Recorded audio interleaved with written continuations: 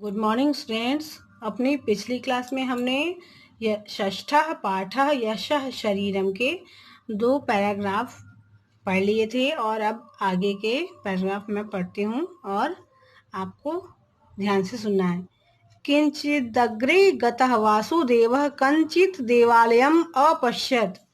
और थोड़ी ही दूर जाकर वासुदेव को एक मंदिर दिखा, उसने एक मंदिर देखा।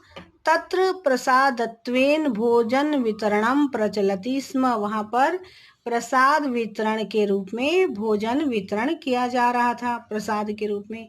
नितराम बहुभुक्षितः वासुदेवः जनानां पंक्त्यो उपाविशत। और क्योंकि वह बहुत भूखा था इसलिए वासुदेव ने सब लोगों की पंक्ति में वह भी बैठ गया।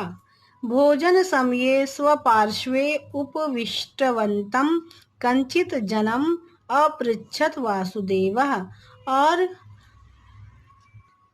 भोजन के समय पास में बैठे हुए व्यक्ति से वासुदेव ने पूछा, क्या देवराज धनी है? देवराजः किम धनिक इति।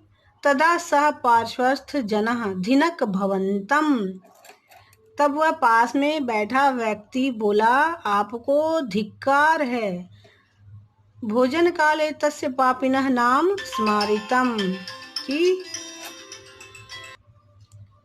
आपको धिक्कार है कि आपने भोजन के समय उस पापी का नाम याद किया। स्मारितम इति वदन भोजनम परित्यज्य उत्थितः एव। और इतना कहकर वह भोजन छोड़कर उठ ही गया। एतद् दृष्ट्वा परिवेशकाः वासुदेवाय अन्न पायसादिकं न परिविष्टवन्तः एव। और यह देखकर जो खाना परोसने वाला था उसने वासुदेव के लिए अन्न खीर आदि नहीं परोसा। और अपूर्णोदरः एव सह ततः उत्थितवान। और वह उसे खाली पेट ही वहां से उठना पड़ा वासुदेव को। दूरात् एव देवराजस्य गृहं दृष्ट्वा प्रत्यागतः सः दिनद्वयस्य अनन्तरं गुरुकुलं प्राप्तवान्। दूर से ही देवराज का घर देखकर वह लौट आया। गुरु तम पुनः अवदत। और 2 दिन बाद गुरुकुल पहुंचा। तब गुरुजी ने उससे कहा, फिर से कहा, रामनाथपुरम गत्वा रामदेवस्य गृहं ज्ञात्वा आगंतव्यम इति। कि रामनाथपुर जाकर रामदेव का घर जानकर आओ। शिष्य अनंतर दिने एव रामनाथपुरम प्रति प्रस्थितवान। और वह शिष्य जो वासुदेव था वह दूसरे दिन ही रामनाथपुर की ओर चला गया। मध्ये मार्गम तेन सोमपुरम प्राप्तम। और रास्ते में वह बीच में सोमपुर पहुंचा। तस्य स्वगृहस्य पुरतः उपविष्टाम कांचित मातरम अवदत सह। उस घर में वह अपने घर के सामने बैठी हुई किसी वृद्ध स्त्री से बोला कि थोड़ा जल दे दो। अम्ब किंचित जल ददातु इति। कि मुझे थोड़ा सा जल दे दो। जलम दत्वा माता अपृच्छत। कि पानी देकर माता ने पूछा, भवता कुत्र गम्यते इति। कि आप कहाँ जा रहे हो? रामदेवस्य गृहं प्रति। तो वासुदेव ने कहा, मैं रामदेव के घर की ओर जा रहा हूँ। इति अवदत वासुदेव। यह वासुदेव ने बोला। अहो प्रातः स्मरणीय सह। तो माता ने कहा, अरे वह तो प्रातः काल स्मरण करने योग्य है। सुबह सुबह उसका नाम लेना बहुत अच्छा होता है।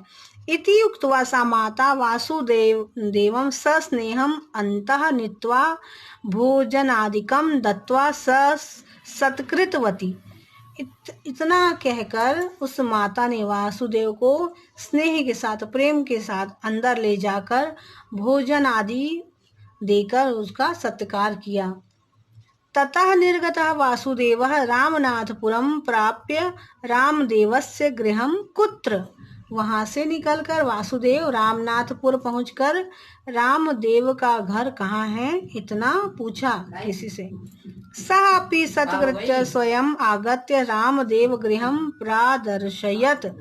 और फिर वहां जिस व्यक्ति से उसने पूछा था उसने भी वासुदेव का सत्कार किया और फिर रामदेव का घर दिखाया दूर से। दूरात् एव तत् दृष्ट्वा वासुदेवः गुरुकुलम प्रत्यगच्छत्। और दूर से ही रामदेव का घर देखकर वासुदेव गुरुकुल वापस आ गया। दिनद्वयस्य अनन्तरं गुरुः अकथयत्।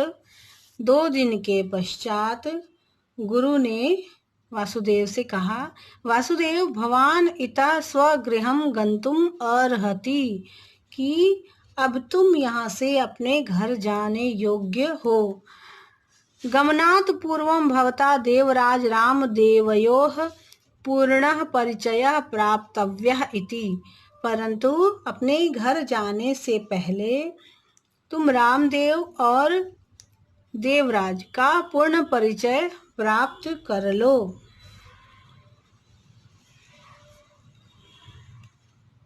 एतम आदेशं पालयन् वासुदेवः पुनरपि द्वारकापुरं प्राप्य देवराजस्य गृहम् अगच्छत्। गुरु का आदेश पालन करते हुए वासुदेव पुनः द्वारकापुर जाकर देवराज के घर गया। वैभवोपेतम गृहं तत्। और उसका घर विशालता से युक्त था। द्वार रक्षकः तस्य प्रवेशम निषिद्धवान। द्वारपाल ने उसे अंदर जाने से रोका। बहुधा प्रार्थना यदा कृता तदा सह अंतः गत्वा देवराजम वासुदेवागमनम निवेदितवान। बहुत प्रार्थना करने के बाद उसे अंदर जाने दिया। तब अंदर जाकर उसने देवराज को वासुदेव के आने की बात बताई। कोपेन एव बहिः आगत्य देवराज। और क्रोध से ही बाहर आकर देवराज ने पूछा, क्या तुम किम धनम याचितुम आगतम भवता, क्या तुम धन मांगने आए हो। मया कस्मैचित् किमपि न दीयते, मैं किसी को कुछ नहीं दूंगा। ममः विश्रांति, मेरा आराम तुमने नाशिता भवता, मेरे आराम को तुमने नष्ट कर दिया है। निगम्यताम इतः, अब यहाँ से चले जाओ। इति तर्जित्वा तम प्रेषितवान, और उसे डांटकर वहाँ से निकाल दिया। तो आज के लिए इतना ही। अब हम अगले क्लास में इसका बाकी का भाग देखेंगे।